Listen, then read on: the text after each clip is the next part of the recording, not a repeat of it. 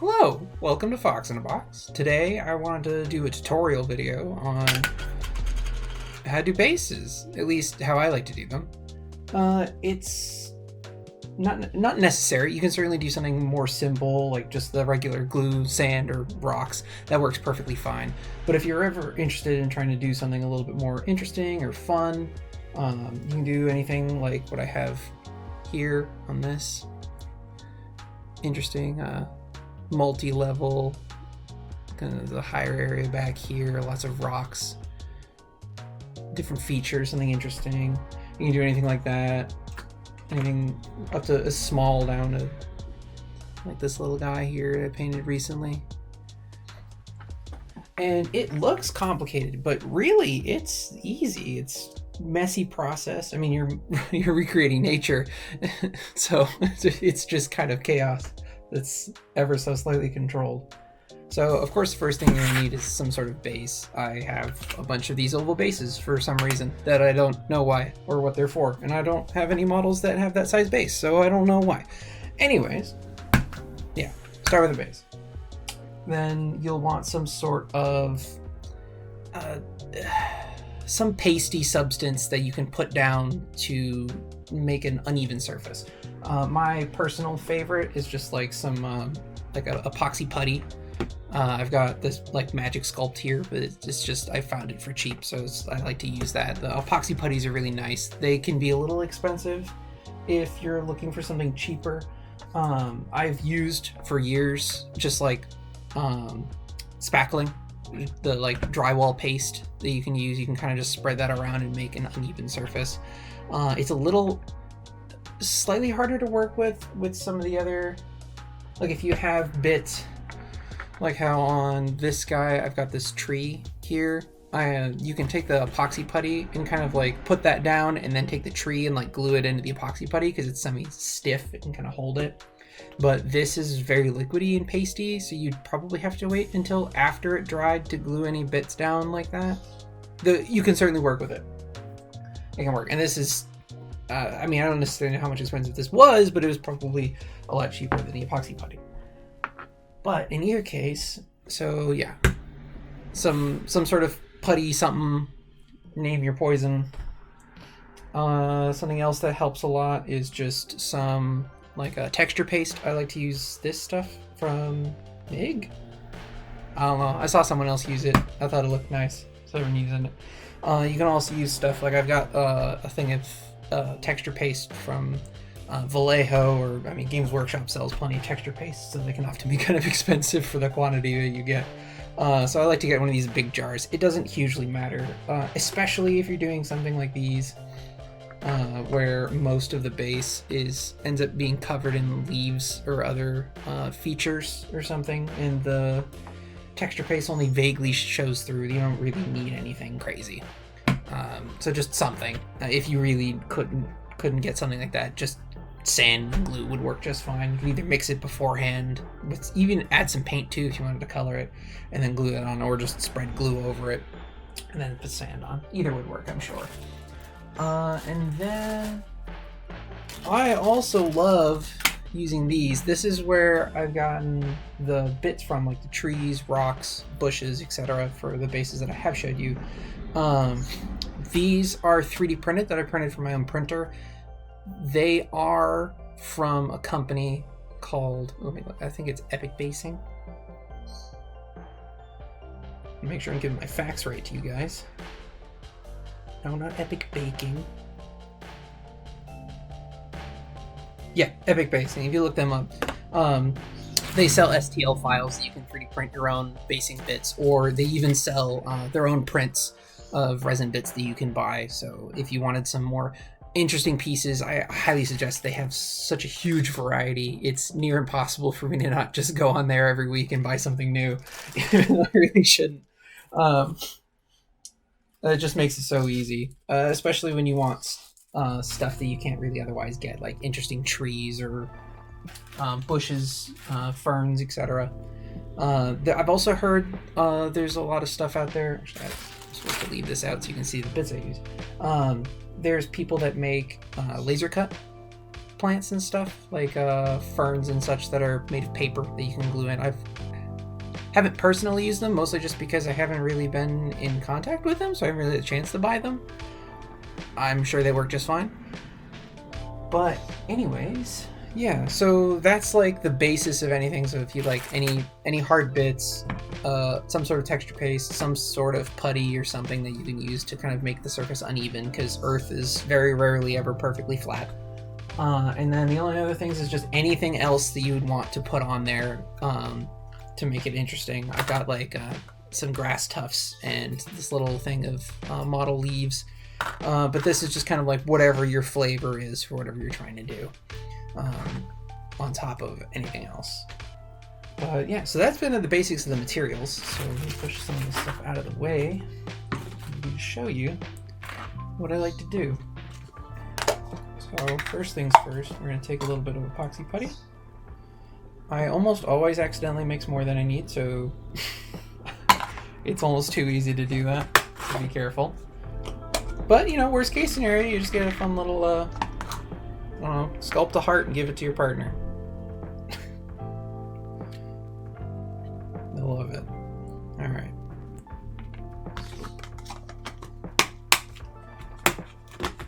Put that up there. You just want to mix that putty together. And this is going to be a foundational step where we're going to be forming whatever this space is going to look like. If you wanted to do something like I had on this model here, where I have this really large rise behind him, I would highly suggest using something else other than epoxy putty to bulk that out. I have some corkboard that I've used where I've super glued that to make a big stack and then covered that with epoxy putty, so you're not wasting a ton of this stuff, because like I said before, it can be kind of expensive, so it kind of sucks when you have to use like a ton of it to make this just big blob. So yeah, you can save some space and money by just using some like corkboard or something, piling that up, and then spreading this over the top of it. You know what? In fact, I can even show that. Maybe we'll... Yeah, let's grab... Where do I have it? There you are. Grab this bag of discarded bits and pieces. And I'll also note, definitely make sure if you're making this base, not just to be a base, but like you have a model that you're going to be putting on it, definitely make sure that whatever you're forming underneath it fits for whatever they have for feet or base attachment or however. So often is the best part is when you have models that are either like floating or have flight stands or something where you can kind of really do whatever you want, and there's no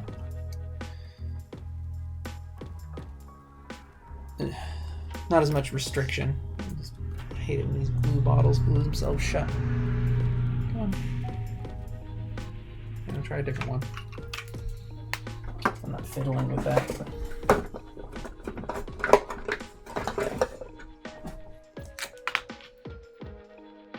Oh, lots of glue.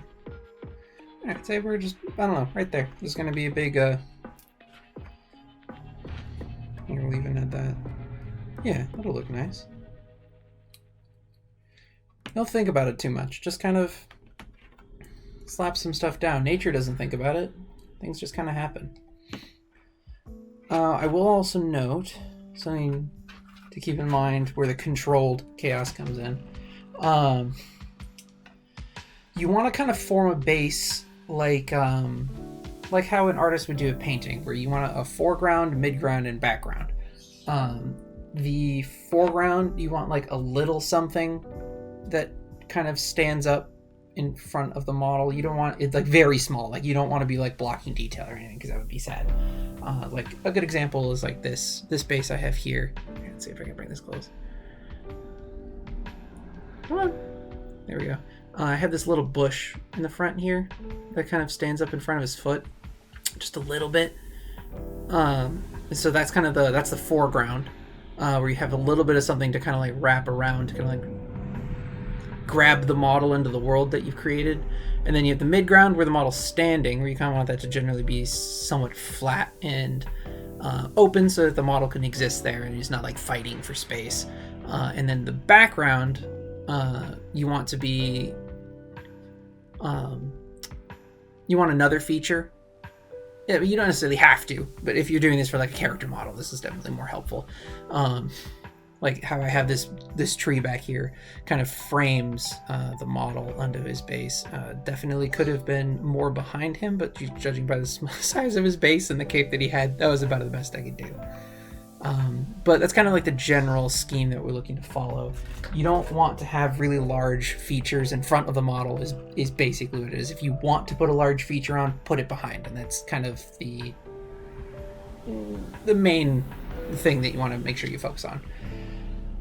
Otherwise, don't really worry about it too much. I know that sounds all fancy, but if you care about it, care about it. If you don't care about it, then it's literally just don't put a big thing in front of your dude. Easy enough. So now that I have this putty all mixed up, we'll start just spreading this around the base. So the first thing I'm going to do is just cover up this cork bark that we put on here. And you can see how this gives us a lot of volume, having used the cork bark without having used a ton of the putty. And you don't necessarily have to cover it up all the way either. It can make some interesting textures and stuff on the base if you don't completely cover it. So like I'll leave a little bit back there. It looks like a broken earth. That's interesting. So now we got this nice little hill there. Look at that. That looks nice. I didn't even know how well that would come out. Look, I didn't even try that hard. This is something anyone can do. Literally anybody. This is just nothing. You just kind of like splotch it on there. Make little blobs. You just don't want this to be flat. Nothing's flat out there. Go ahead, walk around. You can even find a spot that looks mostly flat, and I guarantee you it'll probably be some space. Unless you're in like, I don't know, is Kansas flat? There's some places that are, but just it's not interesting for bases if they're just perfectly flat. It's really not. This is more interesting. Okay, trying to mush this around. Gosh, it's gonna make me sad that I don't have anything to use this on. This is gonna look nice. Yeah. Boom. I'm gonna spread that out a little bit. But make sure to don't interrupt these blotches too much, because they add some nice texture if you leave them kind of more spludged like that, you know? It's nice. Alright, well, that's done. So that is gonna take, like, I usually wait a day, so I'll usually do this and then wait a day before I do much more. But there are things you can do right now that I always do, which is two more things, which is the basing paste and any bits you want, and make sure to have some super glue for those bits. Gosh, I know I keep talking about these bits so much. This is not a sponsor. I'm not sponsored by anybody. Epic Basing has not given me any money to say anything about these bases and bits, though I love them. And if you did want to sponsor me, that would be amazing. But something for another day. Anyways, yeah. And I'll note, as far as choices, if you did go this route of these bits, and you're trying to figure out what you want to do for them, or like which ones to use, a good guide is like, think about what kind of environment you're trying to replicate. Like in this case, I was like, I wanted to do like a fall forest fall forest floor. So you can like look up some pictures, or if you have the ability to like actually see it in person, like I did, like go take a walk or something, go out there, explore a little bit. But mostly just take some pictures and pay attention and look around and see what makes up that environment. And you don't necessarily have to replicate it exactly, but pick the things that matter the most and make the biggest difference. Like I picked like the leaves and ferns and bushes and trees and rocks. And that's kind of like the biggest elements that create what it is. And you don't need like a million different varieties in order to make really cool looking bases. So like as awesome as it would be to go and buy like 15 different STL files and go 3D print them, or just like 15 different like bits to use, don't overcrowd it. Don't make it too confusing. You want like mostly the same things being used on bases so that it looks similar enough. If you really want to go out there, you can use a couple of different varieties, but keep it sparing. You don't want to go nuts. You really don't need to. It's a waste of money. It's just pointless. So like in this case, where I have some like I got like trees, and then there's ferns, and we got rocks, and we got bushes. That's all. That's like what, 5 different bits, and I've made a bunch of bases with basically that, just that variety, and they look great. And you don't need the 3D printed rocks if you want rocks. I've seen I've used a cork bark before that looks great. And you get those in bags, like potting soil bags for like tops of soil. I mean, you can use actual rocks. Whatever you can do works for you is great. I just like these because I can 3D print them. It's really easy, and I don't have to try to find rocks otherwise. So it's nice. Anything else I need to say? I don't think so. So once again, kind of just putting this stuff, you want the tall stuff in the back. So like I already kind of have this big lump here in the back, so like I figure I can probably add the tree stump bits to that, and that will kind of help create a background that would be tall compared to whatever figure would be standing on this base. Yeah, I'll put a rock in that divot down there, so I had some super glue. You don't need a ton. It's just I've had it like when the epoxy putty dries, I've had stuff just kind of pop off, so I kind of have a tendency to... Oh, well, I got super glue on me. Well, that'll peel off later. I definitely recommend having like a napkin around or something in the future. You know, I'm gonna get one right now. Just because if you get super glue spillage or anything, you can just kind of wipe it up. Alright. So we slapped a rock down there. We could do another one.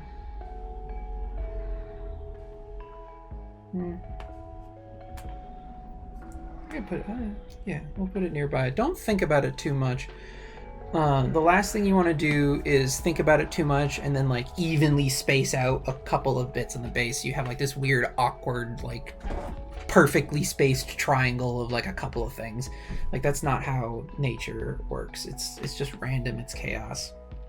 And it also grows in bunches. So like when you put down a fern, like I just did, don't just put down one. Put down a couple. They grow together. They get friends. They get buddies.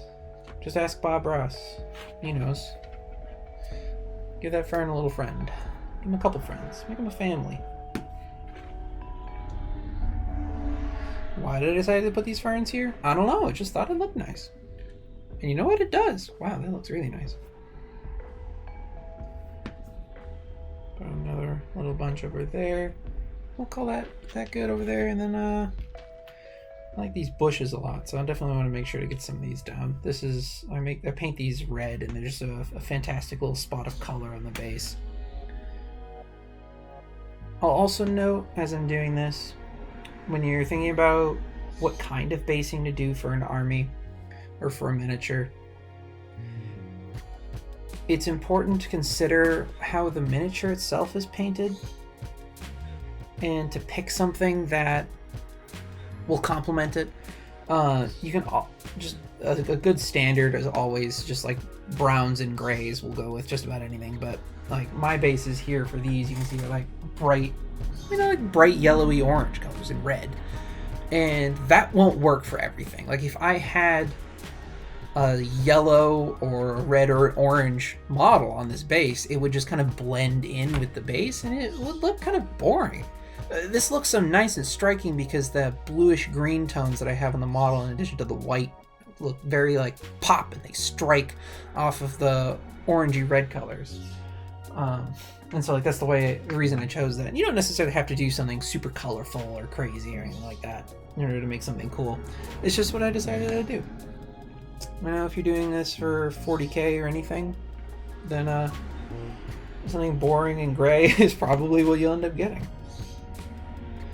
And I can even show you after this. Actually, I have a couple of examples of some other bases I've made. I haven't necessarily finished painting or anything, but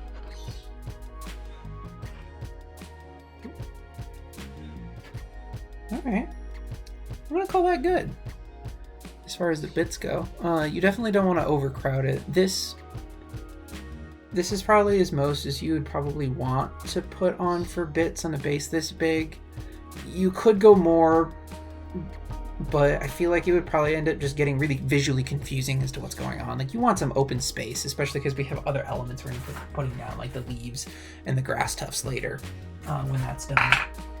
So that's definitely something to keep in mind. You could definitely use less than this as well. I guess I put on a lot just because I had thrown them out, so I was like, yeah, I'll use the bits. And it definitely also depends on what kind of model goes on here. You want to make sure there's plenty of room. So definitely, when you're doing this, if you don't have the model already glued to the base, definitely be testing it, making sure whatever model you have still fits on there nicely. It doesn't like intersect with any of the bits that you've put on or make things look visually confusing or too busy.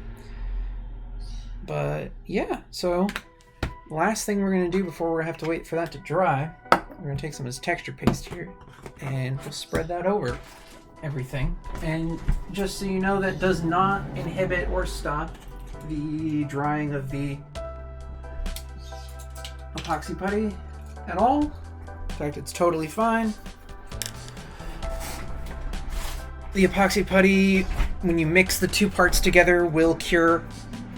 Only judging by how well you mixed it. It has nothing to do with it being covered. It doesn't off-gas any fumes or anything. It's perfectly safe. I mean, like, to, like, smell and be around, not to, like, eat. Like, please don't eat it. As tasty as it might look. Wow, this stuff always smells terrible. Alright, so yeah, just grab, like, a ratty old brush. You don't want to use anything nice. I'm sure there's, like, texture pushers out there or whatever. You could use, like, a silicone molding something. I don't know, whatever you want. I'm just gonna throw some texture paste down. And you can see already, like, this looks really nice, and I've put, like, barely any thought into this. I didn't, like, plan this out or anything. I didn't, like, draw a draft. I just kind of sat down with a base and just kind of went for it. And this looks nice. And I know there's a lot of people out there that don't like basing. I think it's just because they don't understand just how freeing it is. Like, I love, you'll have finished a model and you have spent so much time tediously painting all the tiny details and getting everything right. And then one of my favorite parts is doing the base after, because it's just so free. You spent so much time being so precise, and now you can spend a little bit of time just doing whatever the heck you want. And just whatever the bits want. Just kind of mushing stuff around. Just making something work.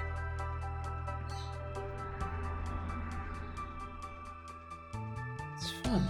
And you're making a little world, you know? And if you like the story and stuff, you can make a little lore behind it. If you wanted. I haven't done that. Probably could. It'd be fun to do sometime.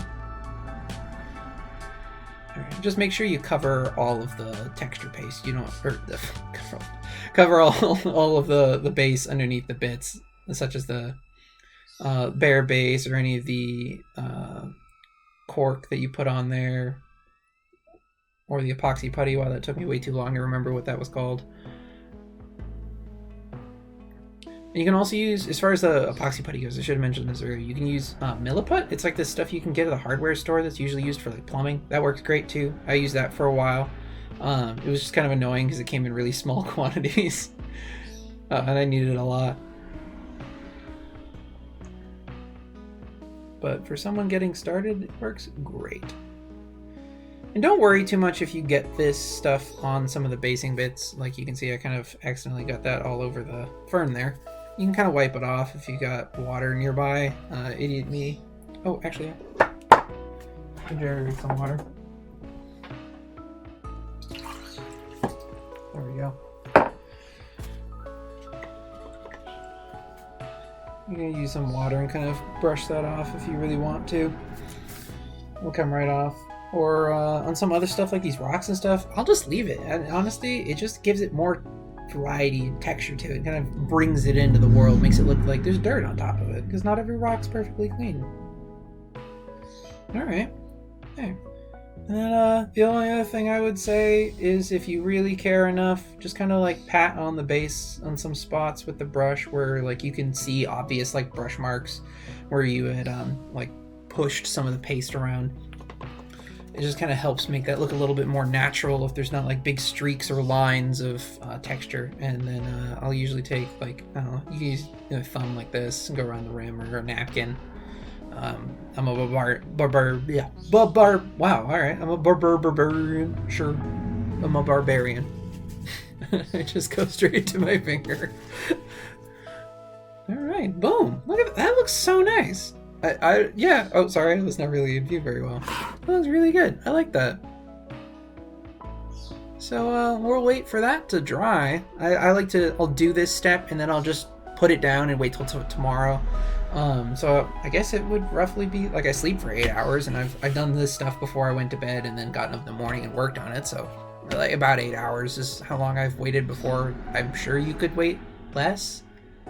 I think once I tried to do it and then you was able to wait like 3 or 4 hours and then work on it, but you don't really need to rush it. If you're doing this, don't rush it. It's worth taking the time. But yeah, that's a beautiful little guy. Look at him. I'm really happy with how this came out. Yeah, so I'll see you tomorrow. All right, so it's the next day. As you can see, this is all dry now. And also, as you might be able to see, my cat came and sat on this, and this bush got a little squished over. So I guess lesson to you, don't let your cat sit on your base when it's drying. So we'll just keep going with that as is, but that's just gonna have to be like that now. Oh, and then before I forget, I will, because I didn't mention before, I will put in the description of the video a link to the company that makes these bits, just in case you wanted to find it. Make that easier for you. So the next step, I'm gonna go prime this with my airbrush, and then I'm gonna just put some very basic color on this. I'll probably prime it black, and then I'll do a zenithal highlight with the airbrush, just so that it can make doing some of these bits really easy, because you might think right off the bat that it's going to be very difficult to paint this because there's a lot going on, but you can do a lot with washes and contrast paints to make some of these elements on the base go pretty quick. They don't have to look amazing because it's not the star of the show. Whatever model you have on this is the star of the show. This doesn't need to look like a golden demon.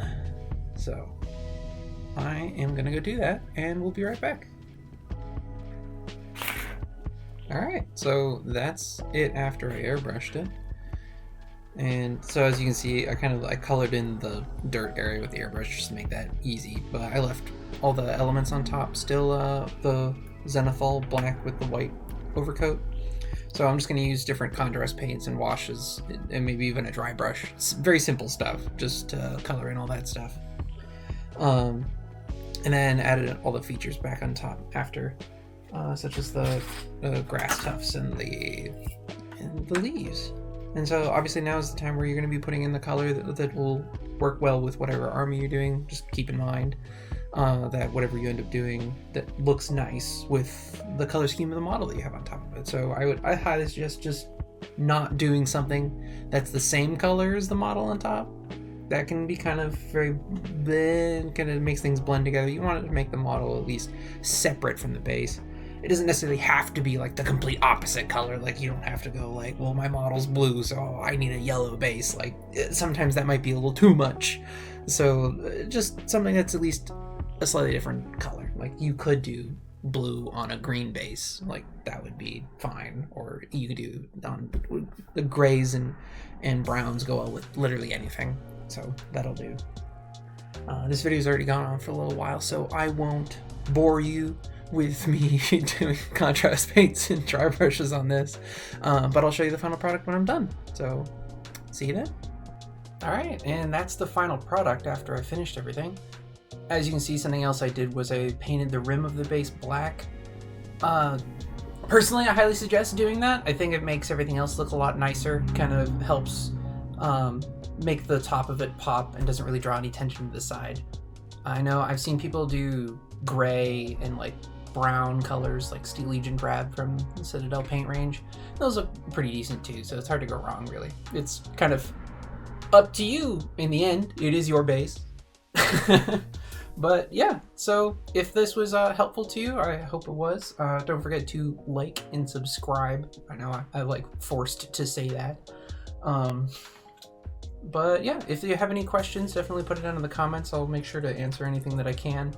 And if there's anything that you want to see in more detail, let me know. Maybe I could do more videos on different themes of bases. Like I could do a desert base and an urban base. I mean, this is a fall forest. I could go more detail on exactly what I did to do this or something else. Whatever interests you guys, let me know. See you again some other time.